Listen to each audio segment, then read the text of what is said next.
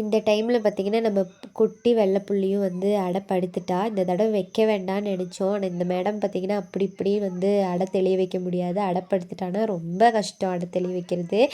எவ்வளோ விரட்டி விட்டாலும் பார்த்திங்கன்னா மறுபடியும் உட்காந்துருவா. தண்ணியிலலாம் முக்கலாம். ஆனால் எனக்கு வந்து அது ரொம்பவே பயம். ஏன்னா இப்போவே பார்த்திங்கன்னா ரொம்ப நோய் வந்துட்டு தத்தளிச்சிட்ருக்கோம். அதனால் சரி வச்சு கொடுத்துடலான்னு சொல்லிட்டு முட்டைலாம் எடுத்து ரெடி பண்ண ஆரம்பிச்சிட்டோம் அடைக்கு. இந்த முட்டை பார்த்திங்கன்னா அவளோட முட்டை இல்லை, எதுவுமே அவளோட முட்டை இல்லை. அவளோட முட்டை பார்த்திங்கன்னா ரொம்ப குட்டியாக இருக்கும் அவளை மாதிரியே. அதே மாதிரி பார்த்திங்கன்னா அதிக முட்டைலாம் போட மாட்டா. ஒரு 10-12 முட்டை தான் அவ்வளோதான் போடுவா. அதுக்கப்புறம் அடைப்படுத்துருவா. இப்போ நான் தொடச்சிட்ருக்கிற முட்டை பார்த்திங்கன்னா நம்ம வீடியோ ஸ்டார்டிங்லேருந்து பார்க்குறவங்களுக்கு தெரியும். நம்ம காபிரி வாங்கியிருப்போம் நம்ம வீட்டுக்காரோட ஃப்ரெண்டு. அவர்கிட்ட நம்ம பார்த்திங்கன்னா முள்ளங்கோழிங்க முட்டை வாங்கியிருந்தோம். அவர்கிட்ட தான் ஒரு 4 முட்டை வாங்கியிருந்தோம். அதில் பார்த்திங்கன்னா அவர் கொண்டு வந்து கொடுத்தாரு. அந்த முட்டையை தான் நான் வந்து க்ளீன் பண்ணிகிட்ருக்கேன். கொஞ்சம் அழுக்காக இருந்த மாதிரி இருந்துச்சு. அதெல்லாம் தொடச்சி க்ளீன் பண்ணிகிட்ருக்கோம். அது உங்களுக்கு பார்த்திங்கன்னா ஒரு 4 முட்டை இருக்குது. அதில் வந்து இந்த வாட்டி எந்த கோழி வரப்போகுதுன்னு தெரியல. போன வாட்டி பார்த்திங்கன்னா 5 முட்டை விரிஞ்சதில் 4 வந்து முள்ளங்கோழியாக இருந்துச்சு. ஒரு முட்டை மட்டும் பார்த்திங்கன்னா வேறையாக இருந்துச்சு. அதில் இப்போ பாக்கி இருக்கிறது 2 முள்ளங்கோழிங்க தான்.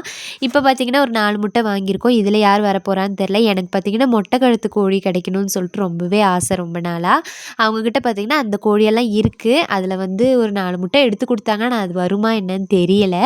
எப்பயும் பார்த்திங்கன்னா மணலில் தான் நம்ம அடை வைப்போம். இந்த தடவை பார்த்திங்கன்னா மரத்தூளில் வைக்க போகிறோம். மணல் பார்த்திங்கன்னா இல்லை. நம்ம சொன்ன மாதிரி நம்ம அடை வைக்கிறதுக்கான ஐடியாவே இல்லாதனால மணலெல்லாம் எடுத்து வைக்கலை. இப்போ பார்த்திங்கன்னா நம்ம வீட்டுக்காரும் இல்லை மணலெல்லாம் எடுத்துகிட்டு வர்றதுக்கு நம்மளாலையும் முடியாது நோன்பு வச்சுட்டு.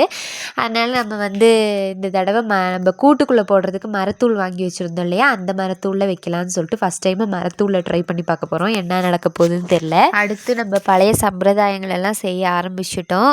பார்த்திங்கன்னா ஆணி, காஞ்ச மிளகா, கறித்துண்டு அதெல்லாம் வைக்க ஆரம்பிச்சிட்டோம். இது பார்த்திங்கன்னா பழைய காலத்துலேருந்தே இது செய்வாங்க. அதனால ஒரு நம்பிக்கையே தவிர இதெல்லாம் வைக்காட்டி விரியாதா அப்படின்றதெல்லாம் உண்மை இல்லை. பார்த்திங்கன்னா சிலவங்க வந்து ஒன்றுமே வைக்க மாட்டாங்க, அப்படியே வைப்பாங்க. இருந்தும் பார்த்திங்கன்னா நல்லாவே விரியும். நம்ம பழைய காலத்தில் பார்த்திங்கன்னா இந்த மாதிரி சம்பிரதாயம் செய்வாங்க. முட்டைலாம் பார்த்திங்கன்னா ஒரு 3 எடுத்து சுற்றி அங்கிட்டு இங்கிட்டு ஒரு 3 வாட்டி சுற்றி வைக்கணுன்னெல்லாம் சொல்லுவாங்க. அதனால் பார்த்திங்கன்னா நம்மளும் அந்த மாதிரி செய்வோம். அவ்வளோதான் தவிர இது பண்ணாதான் விரியுமான்றதெல்லாம் இல்லை. பார்த்திங்கன்னா இப்போ வந்து ஒரு 10 முட்டை வச்சுருக்கோம். அதில் 4 பார்த்திங்கன்னா வெளியேந்து வாங்கின முட்டை, பாக்கி பார்த்திங்கன்னா நம்ம கருப்பு கோழியோட முட்டை. இந்த 10 முட்டையிலையும் கவர் பண்ணி உக்காந்தா ஓகே தான். போன வாட்டி பார்த்திங்கன்னா 7 முட்டை வந்து வச்சுருந்தோம். அதில் ஒரு முட்டை பார்த்திங்கன்னா வெளியே வர முடியாமல் இறந்துருச்சு. பாக்கி பார்த்திங்கன்னா 6 முட்டை விரித்து 6 குட்டிகளையும் பார்த்திங்கன்னா நல்லபடியாக பார்த்து வளர்த்தி எடுத்தா. அதனால் இந்த தடவை 10 முட்டை வச்சு கொடுத்துருக்கோம். அவள் பார்த்திங்கன்னா அடையில் இருக்கிறனால பார்த்திங்கன்னா கொஞ்சமாவது இருக்கிற மாதிரி இருக்கா. அடை தெளிஞ்சிட்டானா ரொம்ப குட்டி கோழி. அதனால் பார்த்திங்கன்னா ஒரு 10 முட்டை போதும், அதுவே அவள் தாக்கு பிடிச்சா ஓகே தான் சொல்லிட்டு 10 முட்டை வச்சு கொடுத்தோம்.